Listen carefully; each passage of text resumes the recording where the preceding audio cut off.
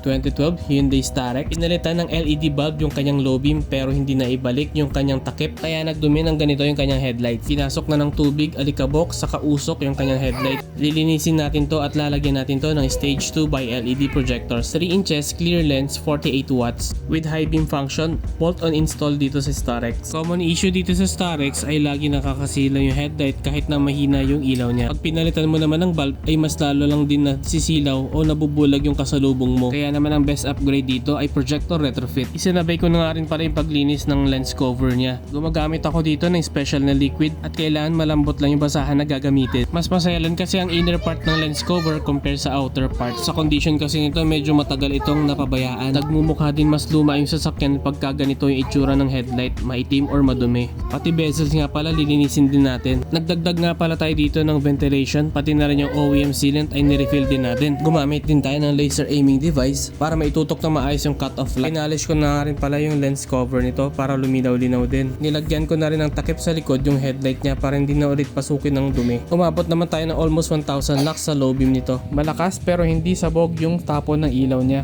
kaya hindi na makakasilaw sa kasulubong. Happy naman yung client natin sa kinalabasan ng sasakyan niya. Hindi na mukhang luma kagaya kanina na sobrang itim ng kanyang headlight. Hindi natin nasukatan yung ilaw niya kanina pero tansya ko dito nasa 5 times brighter na. At tagos pa rin kahit nabasa yung kalsada. Medyo warm kasi ng konti yung light output nito. Kung interested kayo, located ako sa La Loma, Quezon City.